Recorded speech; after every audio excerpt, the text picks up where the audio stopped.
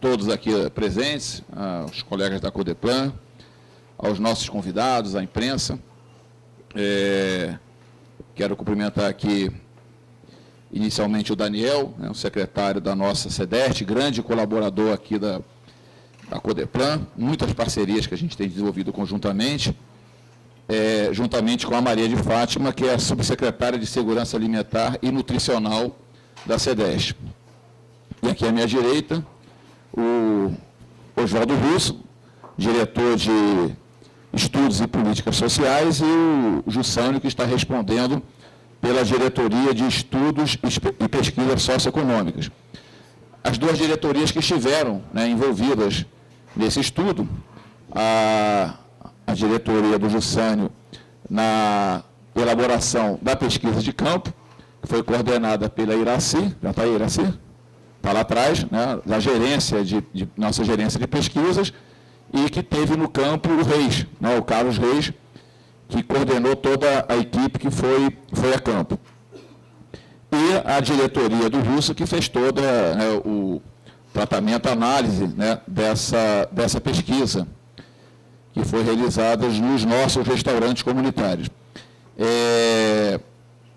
Trata-se de mais um estudo da Codeplan dirigido, voltado para o atendimento das demandas das nossas secretarias, nesse caso da Secretaria de Desenvolvimento Social, cumprindo o papel que a Codeplan tem buscado atender, que é fornecer informações para que as nossas respectivas áreas setoriais possam elaborar com maior precisão, maior qualidade, as suas políticas públicas.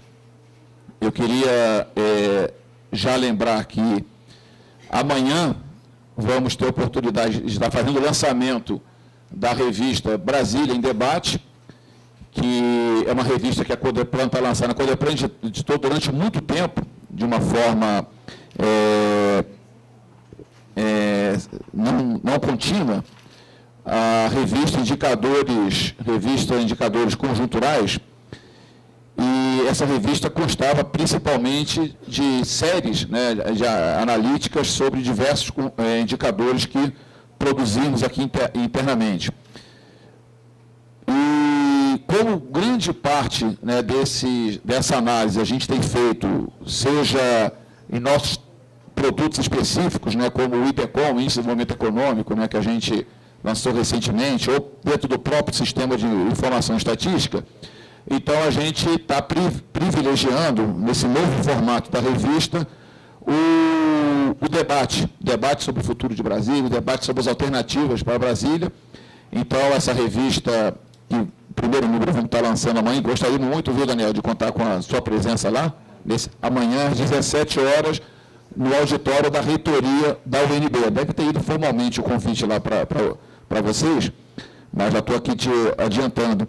E esse primeiro número tem um entrevistado, que é o professor Aldo Paviani, e artigos, diversos artigos, inclusive um do Russo, também do professor Beni, da UNB, e outros mais.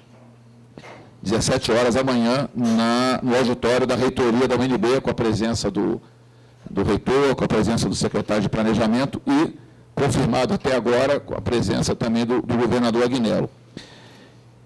E também lembrar que na quinta-feira vamos estar fazendo a divulgação da pesquisa de emprego e desemprego, que é um trabalho conjunto da Codeplan com o DIEESE e a Secretaria do Trabalho, lá na Secretaria do Trabalho, no setor bancário norte.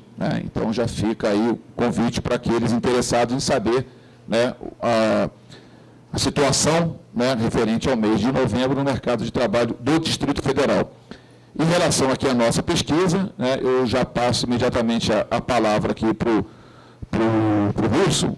Ele vai fazer naquele formato que a gente tem feito. O Russo vai fazer a apresentação geral da em linha geral da pesquisa, depois vai fazer a apresentação em PowerPoint, e ao final da apresentação a gente abre aqui para posicionamento, manifestação dos demais integrantes da mesa, em particular a SEDEST, e na sequência a gente abre para as perguntas, né, indagações dos órgãos de imprensa aqui presente e dos demais presentes aqui nessa divulgação. Russo.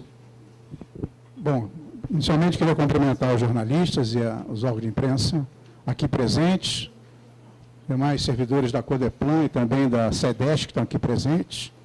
Bom, primeiro foi um desafio muito grande a gente realizar essa pesquisa. Atendendo uma demanda da SEDEST, em parceria com a SEDEST, seguindo uma orientação também do nosso governador, todas as políticas públicas, em particular as políticas sociais, serem avaliadas. E a SEDEST, eu acho que marcou um gol muito importante em ter promovido essa avaliação. Entrou em contato com a Codeplan, para a Codeplan executar, ajudar a desenvolver a metodologia dessa pesquisa, que é uma pesquisa que não tinha sido feita ainda no GDF, mesmo a nível nacional, eram pesquisas muito reduzidas, não eram tão robustas como essa pesquisa, pesquisas nacionais com 600, 800 questionários, né, com erro de avaliação de 3% e 3,5% da amostra, e nós fizemos uma pesquisa aqui com quase 5 mil questionários, o que dá um erro de 1,4%, 1,4 percentuais para mais ou para menos, com um nível de confiança na amostra de 95%. Então, é uma pesquisa bastante robusta, né, e que a gente pode dizer que tem uma grande confiabilidade. Foi uma pesquisa que a Codeplan fez, diferente das demais, é uma pesquisa, a Codeplan tem uma expertise muito grande em pesquisas domiciliares, como a pesquisa distrital por amostra de domicílio, que está sendo reeditada agora novamente em 2013. E agora, os nossos coletadores, nossos pesquisadores, fizeram também uma pesquisa nos próprios restaurantes, entrevistando os usuários em todos os dias da semana. De segunda a sábado, foram feitas pesquisas. Então, a gente tem uma amostra bem representativa também de todos os dias da semana e de todos os restaurantes comunitários. Então, uma pesquisa extremamente robusta. Vamos apresentar os dados gerais da pesquisa. É a primeira etapa que a gente está fazendo da pesquisa. Vai ter uma segunda etapa que a gente vai fazer uma análise mais aprofundada de cada restaurante comunitário. E agora vamos fazer uma apresentação geral. Então, a gente diz, foram cerca de 4.900 questionários que foram coletados entre 20 de agosto e 28 de setembro. Portanto, bem recente. Foi feita toda uma metodologia juntamente com a SEDEST, várias perguntas, e a gente pode dizer o seguinte: essa pesquisa teve uma participação muito grande da SEDEST. De segunda a sexta foram os entrevistadores, os pesquisadores foram da própria Codeplan, e no sábado foram da SEDEST. Aqui foram duas diretorias envolvidas, a Diretoria de Estudos e Pesquisas Socioeconômicas, que fez a parte de campo, e a Diretoria de Estudos e Políticas Sociais, que fez a coordenação geral da análise. Na nossa diretoria de Estudos e Políticas Sociais, a coordenação geral foi da Virgínia Fava, né, que é gerente de Estudos e Análises Sociais, e a coordenação técnica da pesquisa foi feita pela Tatiana Moreira. Duas psicólogas, uma doutoranda em Ciência do Comportamento e a outra mestre em Psicologia Social e do Trabalho. Bom, então, na parte estatística, a gente teve uma colaboração, exercendo um pouco a nossa profissão de estatístico, mas também teve a colaboração da Cantal, que foi para a Nova Zelândia, também outra que está fazendo doutorado lá na Nova Zelândia, que participou também, é professora de estatística aplicada à psicologia, e que também participou da metodologia de desenvolvimento. Em termos gerais, a gente pode dizer o seguinte: eu me lembro que a nossa assessora de comunicação, a Nilva, perguntou, escuta, qual é o lead? Quer dizer, o jornalista está sempre perguntando, né? Sim, de todos esses dados aí, há muito tempo que eu não via falar no lead. Aí ela me falou, por que é o lead? Eu falei, a lead é o seguinte, isso serve também, viu, o secretário? Eu disse o seguinte: a refeição é considerada de boa qualidade e servida em quantidade suficiente. Esse é o grande resultado final da pesquisa. É claro que tem várias análises, muitos pontos positivos, a grande parte, a maioria, alguns pontos para a gente refletir, para aperfeiçoar. Na verdade, a avaliação foi feita, não para dizer que é boa o suficiente, foi feita para avaliar a execução de uma política que é muito recente, inclusive foi feita uma licitação dos 13 restaurantes comunitários. Então é importante que essa pesquisa fosse feita para orientar a própria elaboração do programa do Plano de Segurança Alimentar, que está em construção também. Então é importante dizer isso, e dentro desse plano de segurança alimentar, nós temos um plano maior também, que é o DF Sem Miséria, que é abolir a extrema pobreza. Nesse sentido, o presidente já falou aqui, estamos lançando a revista, e na revista, Daniel, bom você estar presente lá também, nós estamos, o nosso artigo diz como é que o DF está superando a miséria. Ou seja, nós vamos superar a miséria no final do governo Agneira, em 2014. Então, o artigo mostra exatamente, dão todos os dados e indicadores, todo o procedimento está sendo adotado pela SEDEST para que haja a erradicação, a abolição da miséria no Distrito Federal, que é a segunda abolição da República, a primeira foi a abolição da monarquia, essa abolição da República, que é eliminar a miséria e a extrema pobreza.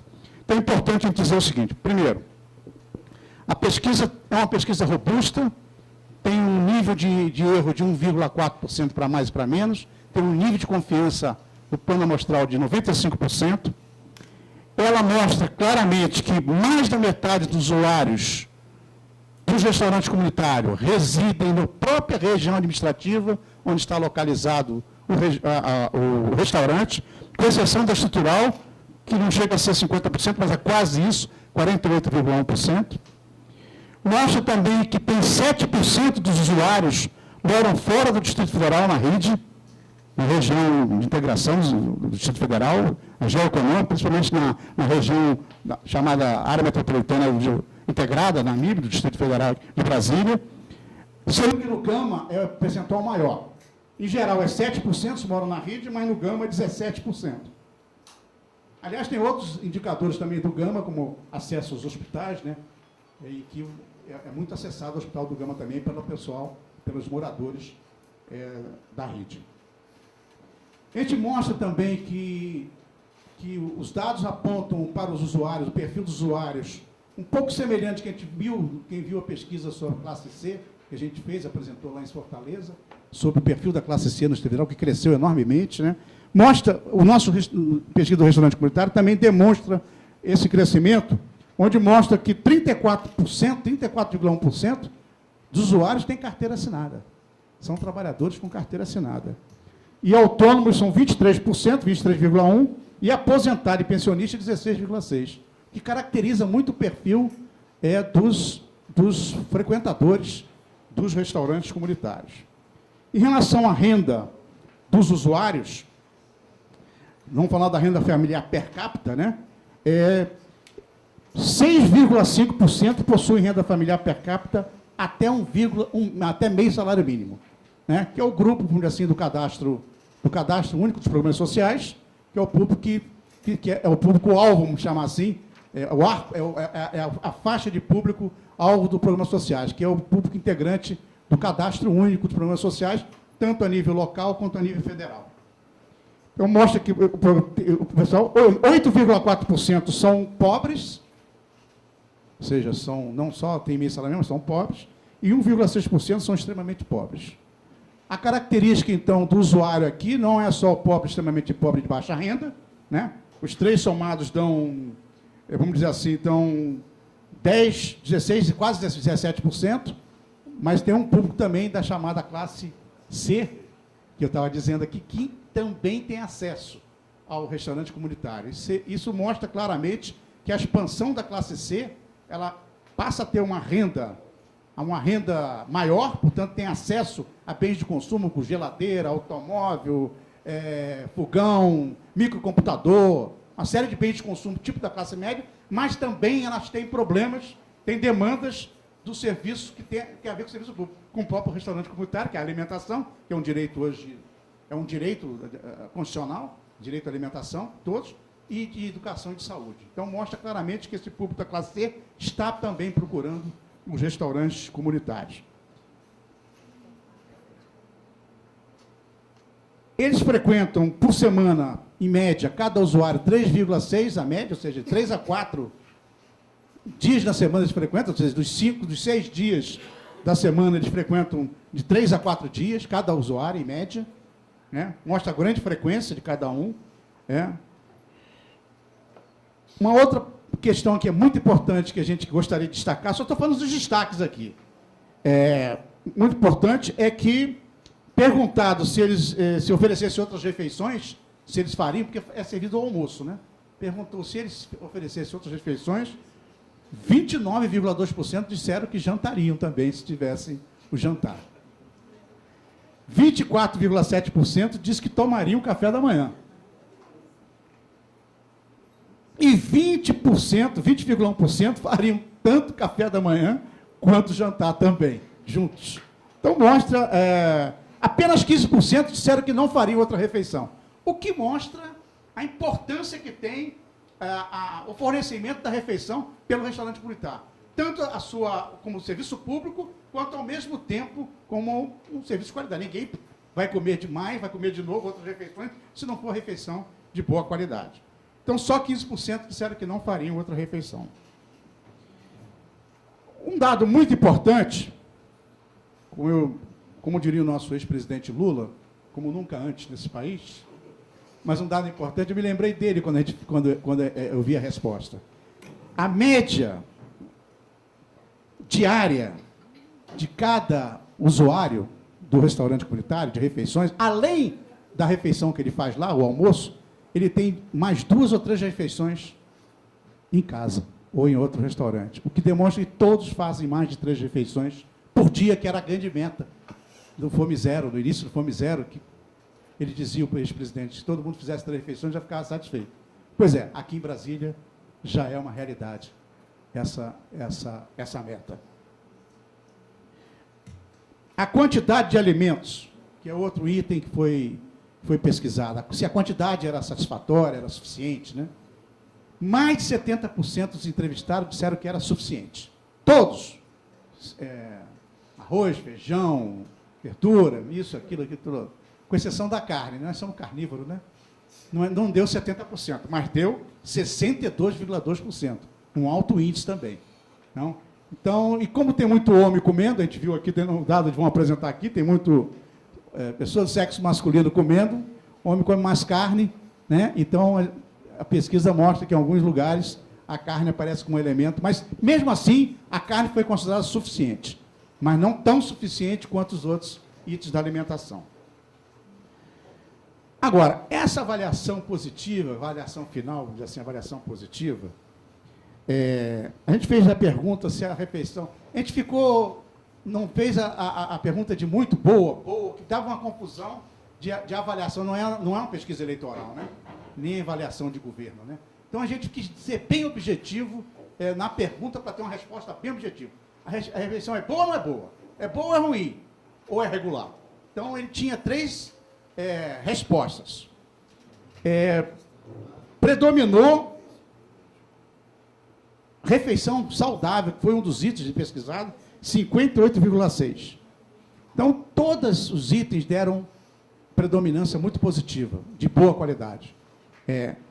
No item sabor é que não deu 50%, deu 47,8% de regular, de bom, e 48,8% de regular. Mesmo assim, somando regular e bom, dá um índice extremamente positivo, expressivo. Então, foi considerado de boa qualidade, pela maioria dos entrevistados. Faltou tempero. Não, tempero também tem, mas tem gente comendo... Aí tem outros problemas. Gente comendo sal demais, né? Tem gente comendo sal demais, né? Então, essas questões aí, depois a Fátima pode explicar melhor. A questão do sal, né? É um problema geral da questão.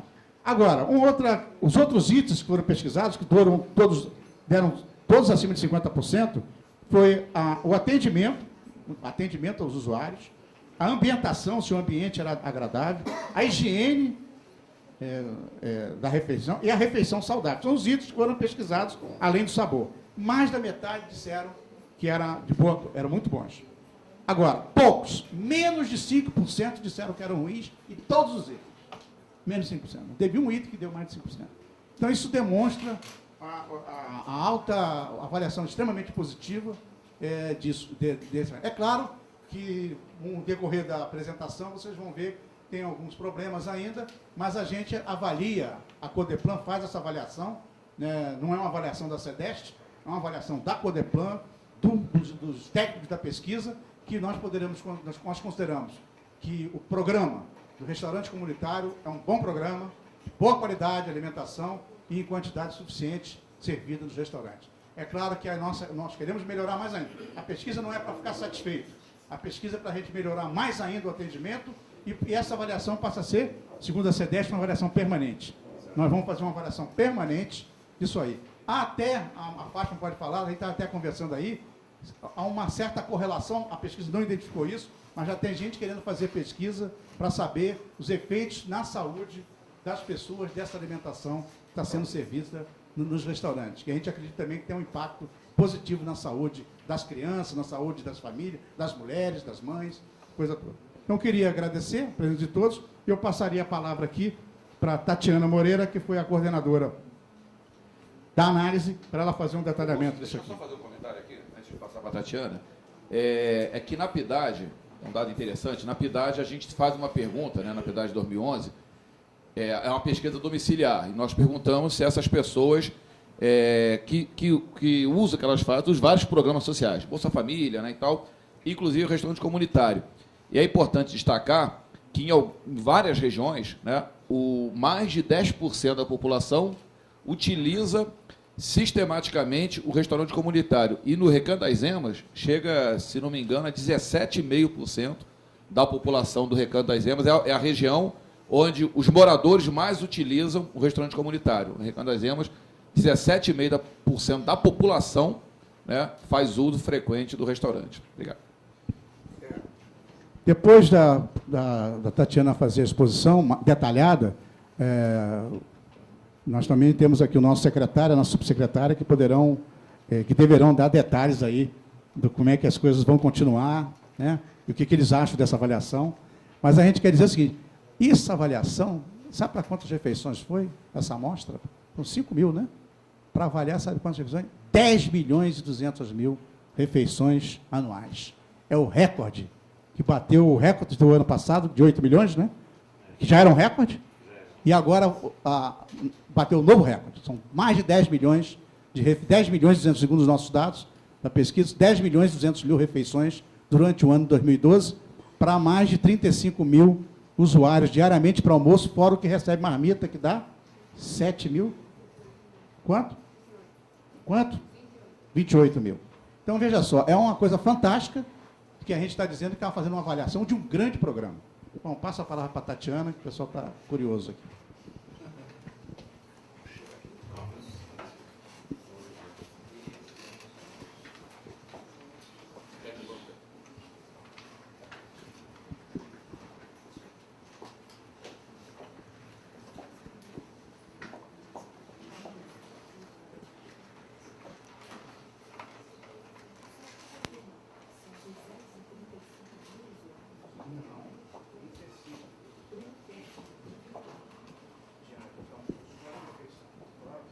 Bom dia a todos. O Russo já me apresentou, sou Tatiana. Vou detalhar um pouquinho esses resultados que o Russo já introduziu aqui para vocês, tá?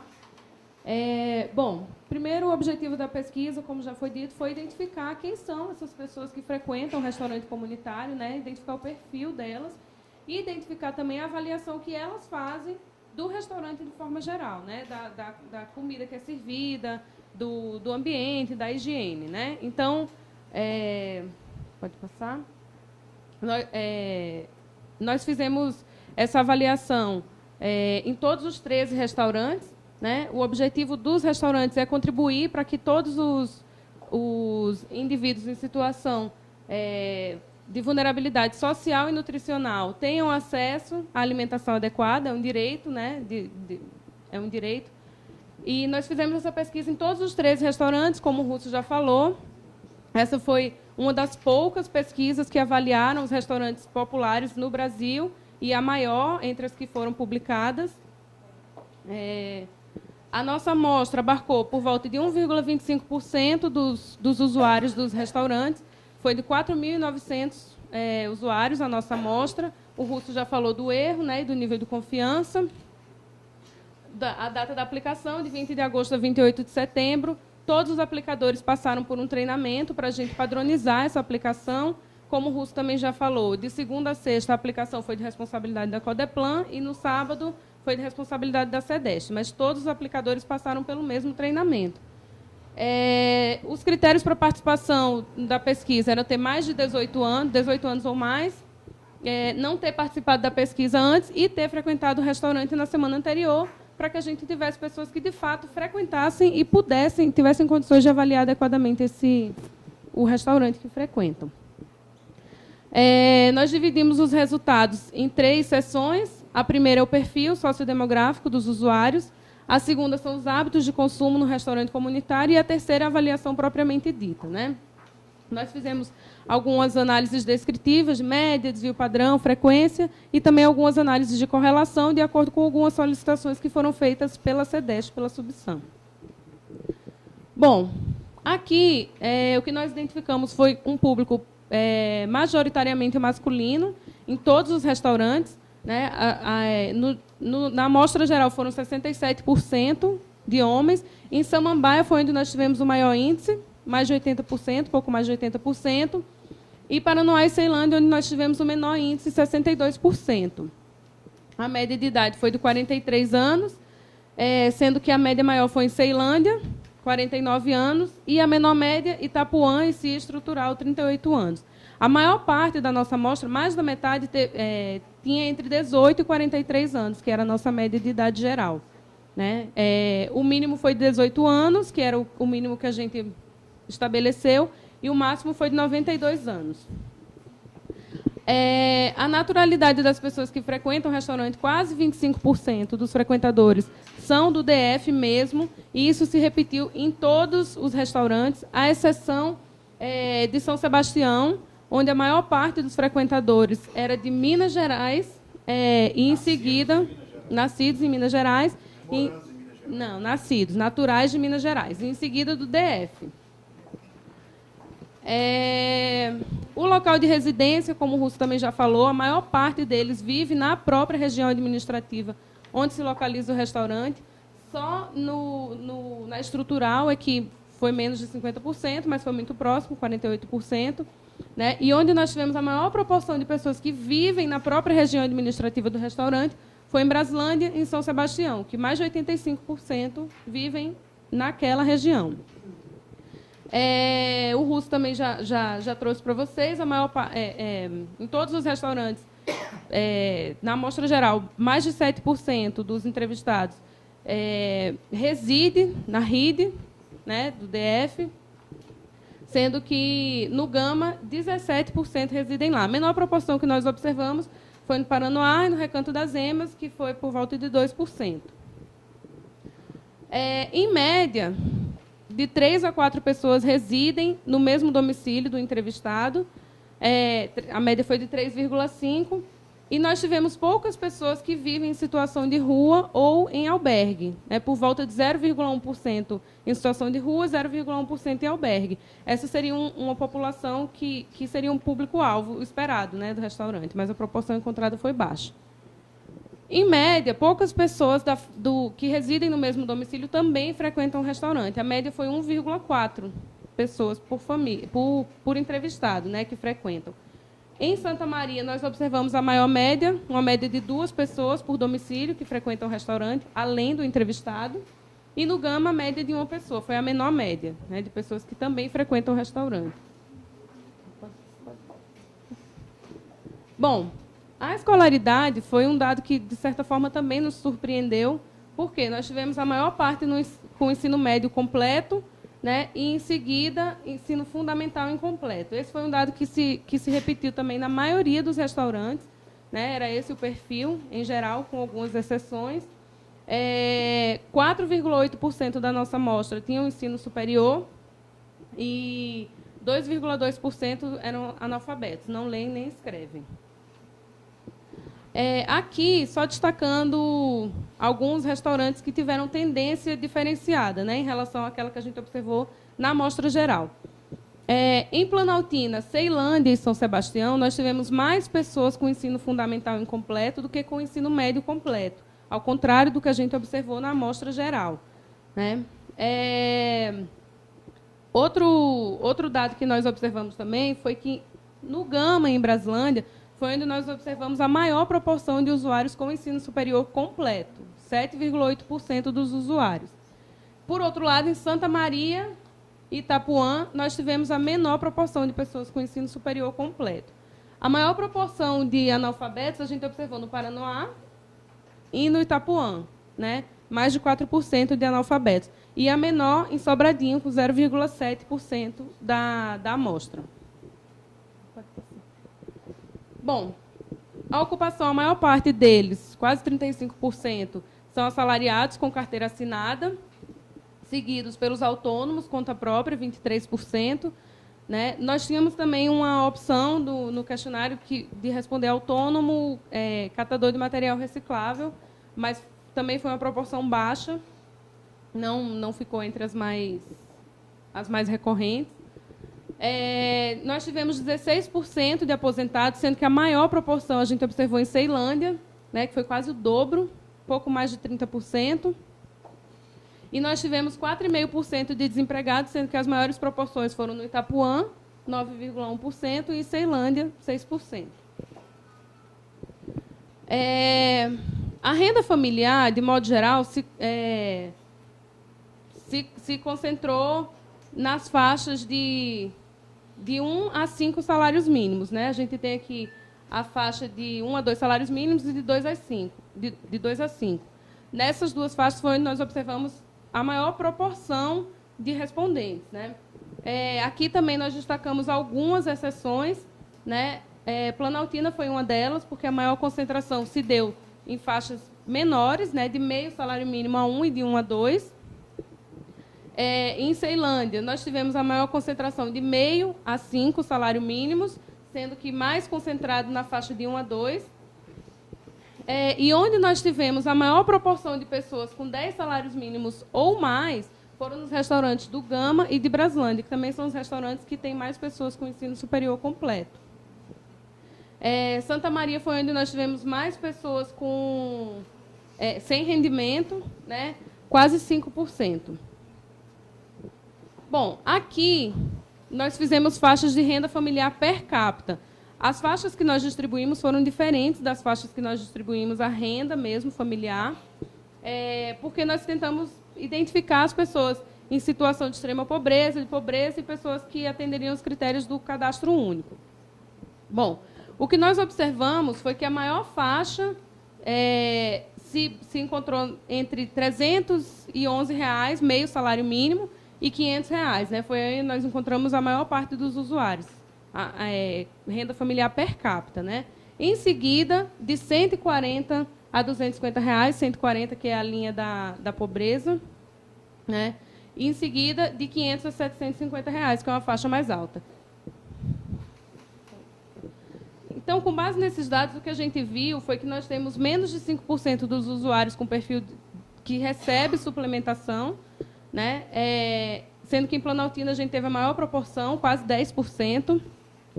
O perfil do programa Bolsa Família, nós tivemos menos de 10% dos usuários, sendo que os maiores índices foram no Paranoá e em Planaltina chegando a 17%. E o perfil do cadastro único, nós tivemos menos de 40% dos usuários, sendo que as maiores proporções foram no Recanto das Emas, Paranoá e Planaltina. Então, a gente vê que o Paranoá é a região administrativa que tem mais usuários que estão naquela faixa... Planaltina. Eu falei Paranoá? Desculpem, Planaltina. Paranoá também aparece aqui, mas Planaltina aparece em todas as 3 faixas. Bom, a maior parte dos respondentes, pouco mais de 66%, não recebe benefícios sociais. Né? Aqui, esse gráfico aqui, a soma vai dar mais de 100%, porque os respondentes poderiam dizer mais de um benefício que eles recebiam. Né? Nós tivemos pouco mais de 20% de pessoas que recebem Bolsa Família, 10% que recebem Bolsa Escola, 2,5% Bolsa Social e 3,3% o BPC. Né? O Bolsa Família, nós tivemos mais de 30% da amostra que relataram que recebem no Gama, em Ceilândia e em Santa Maria. O Bolsa Escola, mais de 25% no Gama, em Santa Maria. O Bolsa Social, Gama e Santa Maria também tiveram as maiores proporções de pessoas que recebem. E o BPC, a gente teve mais de 5% em Planaltina, Gama, Ceilândia, que é a RA com a maior média de idade, e Santa Maria. Como o Russo também já falou, a média de refeições por dia ficou em 2,6, ou seja, a maior parte das pessoas faz entre 2 e 3 refeições por dia, além do almoço. Além do almoço. Além do almoço. Isso. Porque nós perguntamos que outras refeições você faz além do almoço, né? As 2 refeições que foram mais citadas foram o café da manhã e o jantar, né? E as pessoas que fazem 3 refeições além do almoço, a maior parte delas, essas 3 refeições são café da manhã, jantar e lanche da tarde. A gente teve a maior média de refeição em Santa Maria, que chegou a 3 refeições, a média, e a menor média em São Sebastião, que ficou em 2,2. Né? Então, a maior parte das pessoas está concentrada aí nessa faixa que fazem 2 refeições, além do almoço. Né? Nós perguntamos também onde eles almoçam quando o restaurante está fechado ou onde eles almoçavam quando o restaurante não existia. Né? E a maior parte deles, quase 70%, diz que almoça em casa, quando o restaurante está fechado em casa, ou na casa de familiares ou amigos. Né? E, em seguida, bem lá embaixo, nós tivemos 18,6% de pessoas que disseram que almoçam em outros restaurantes. Né? Então, a gente vê que a maior parte deles realmente almoça em casa ou na casa de parentes e amigos quando o restaurante está fechado. Em seguida, com proporção bem mais baixa, prato feito ou marmita e lanche rápido. Né? E a proporção dos que não almoçam ou não almoçavam quando o restaurante não existia é baixa, não chega a 1%, 0,6%.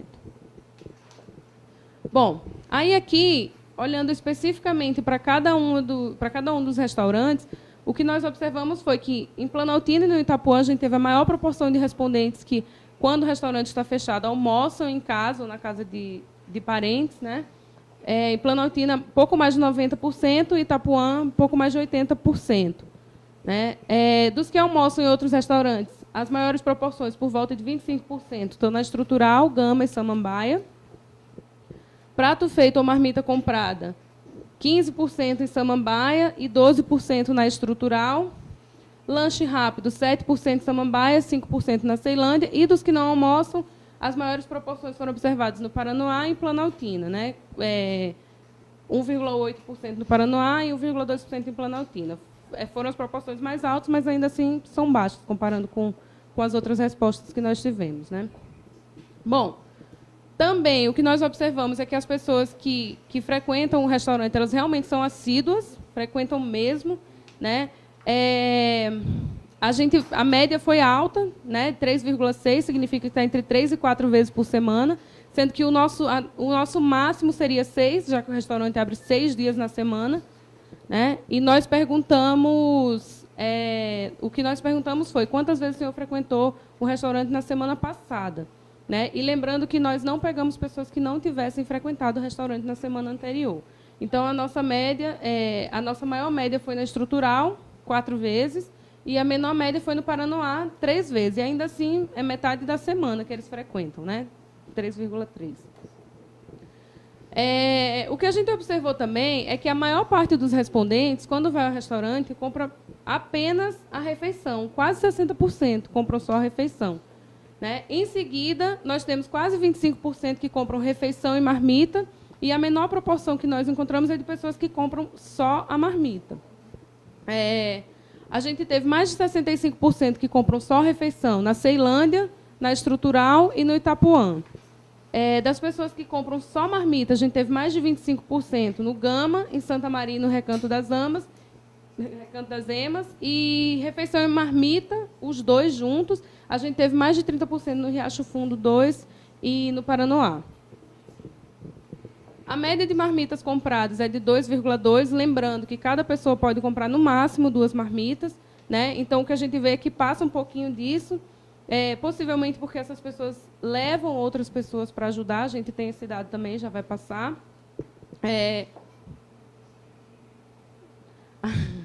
As maiores médias a gente observou em Santa Maria e na Estrutural, né? 2,5, 2,5 foi a média. E as menores médias na Ceilândia, em São Sebastião e no Itapuã, onde as pessoas compram, tem uma média menor de marmitas compradas por vez que frequentam o restaurante. Nós perguntamos para eles quantas pessoas eles levam para ajudar a comprar a marmita, justamente para identificar se elas levam mais pessoas para poder comprar mais do que as 2 marmitas que são permitidas, né? E o que a gente observou é que mais de 65% diz que não leva ninguém para ajudar, né? 31,7% levam de 1 a 3 pessoas para ajudar, então daí a nossa média mais alta, né, acima do que eles realmente podem comprar, e só 1% levam 4 ou mais pessoas, né? Esse 4 ou mais é de 4 a 8, não passa disso. Nós fizemos, a pedido da Subsan, uma análise de correlação para identificar se as pessoas que levam mais pessoas para ajudar são aquelas que compram mais marmitas, né? E a gente observou que existe uma correlação significativa, positiva, né? Moderada. Ou seja, as pessoas que levam mais pessoas para ajudar realmente compram mais marmitas, né? Essa reta aqui está mostrando exatamente isso, né? A gente vê que quanto mais pessoas, maior a quantidade de marmitas que eles compram. Os principais motivos para eles comprarem a marmita foram levar para alguém da família, mais da metade dos que compram marmita compram para levar para alguém para a família. Em seguida, porque preferem comer em casa, quase 40%, e quase 30% levam para o jantar.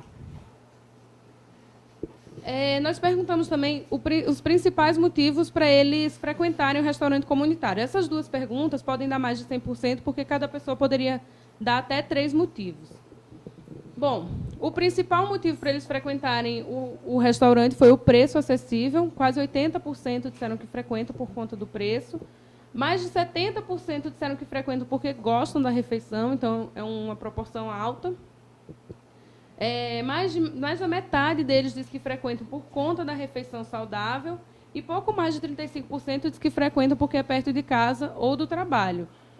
O que também é um pouco surpreendente, porque a gente já viu que a maior parte deles mora perto do restaurante, né? Mas esse não é um motivo para eles frequentarem. Ou seja, eles estão frequentando mesmo por causa do sabor da refeição e por causa do preço, né? Que é o principal motivo, que é uma proporção um pouquinho maior do que os que frequentam pelo sabor. Em Planaltina e na Estrutural, foram os 2 restaurantes onde uma proporção maior disse que frequenta porque gosta da refeição. Mais pessoas disseram que frequentam porque gostam da refeição do que por conta do preço nesses 2 restaurantes, Planaltina e Estrutural. Nós perguntamos a eles também que itens que eles incluem na refeição, né? Sal, azeite, pimenta, farinha e vinagre. A gente viu que a maior parte deles, quase metade, não usa nenhum desses itens na refeição, né? Entre os que usam, os itens que são mais usados são sal e azeite, né? 23% aproximadamente. Em seguida, pimenta, uma proporção um pouquinho menor, farinha, e o menos usado é o vinagre. No Gama, nós tivemos a maior proporção de pessoas que não usam qualquer um desses itens, né? As pessoas que disseram não fazer uso deles. E em Santa Maria, a gente teve a maior proporção de pessoas que usam cada um desses itens, né? Em Santa Maria foi mais alto para todos eles. Em Sobradinho 2 e Itapuã, nós tivemos as menores proporções de usuários que usam pimenta, né? Foi uma proporção bem mais baixa do que nos outros restaurantes. Bom, nós fizemos uma pergunta também, se eles fariam outras refeições caso o restaurante oferecesse. E aí nós demos algumas opções de resposta.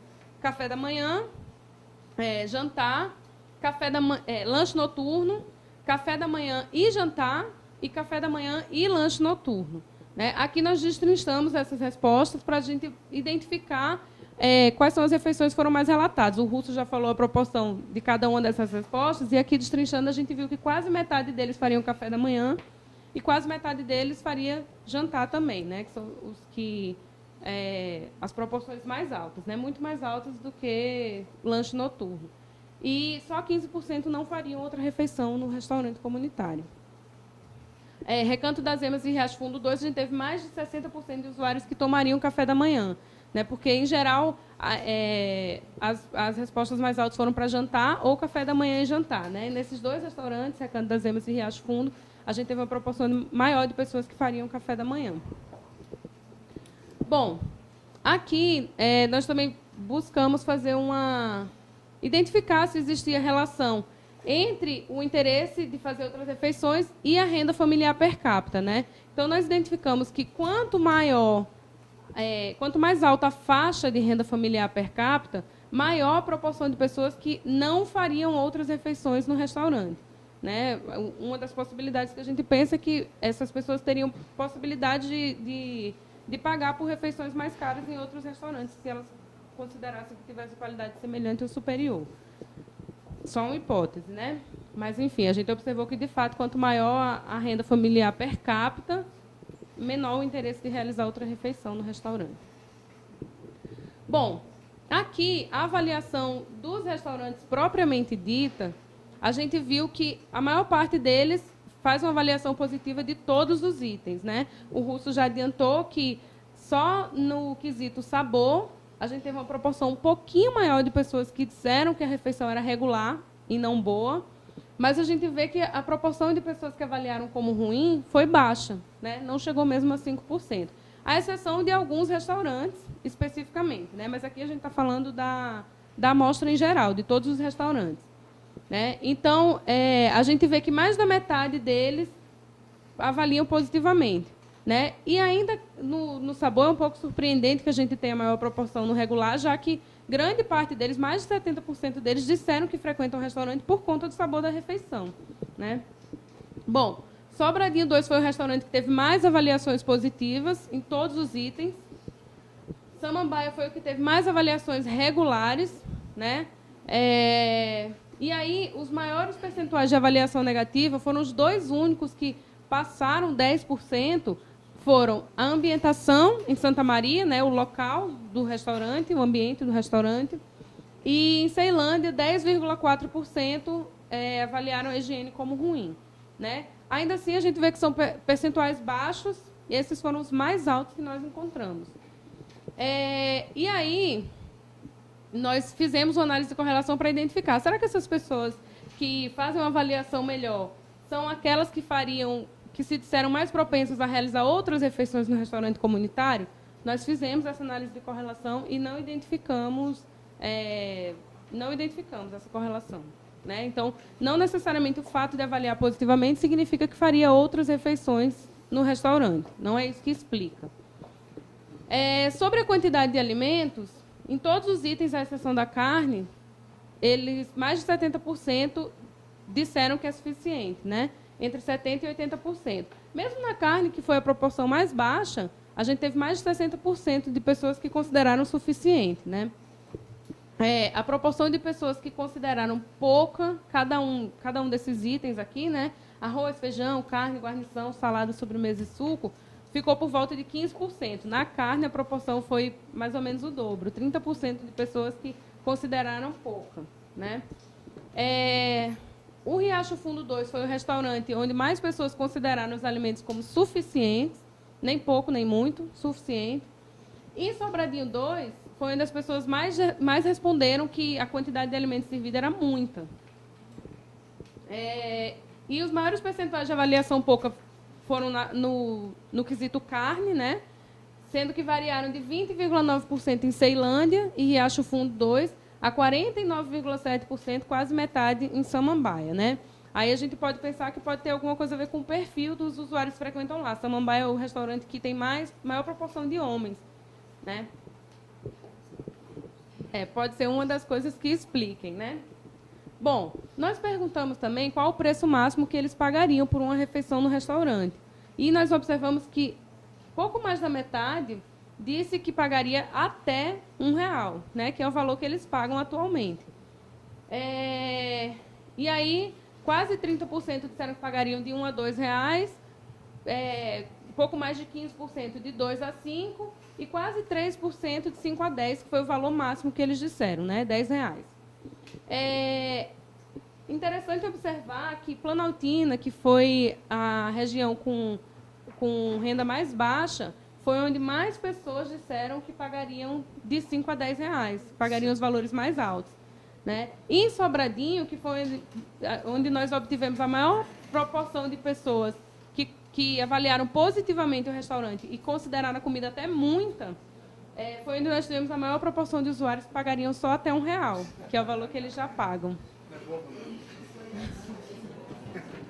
Bom, nós buscamos também fazer uma correlação entre a avaliação que eles fazem do restaurante e o valor que eles estariam dispostos a pagar. Será que quem avalia melhor são as pessoas que pagariam mais pela refeição, que disseram que pagariam mais? E a gente observou uma correlação positiva, mas foi uma correlação bem fraca, né? A gente trouxe esse dado aqui só para ilustrar, né, que existe sim alguma relação. Então, a avaliação positiva que eles fazem é um dos fatores que ajudam a explicar, né, eles pensarem em pagar mais caro pela refeição, mas com certeza existem vários outros fatores que estão influenciando a isso. Aqui é só uma coisinha pequena.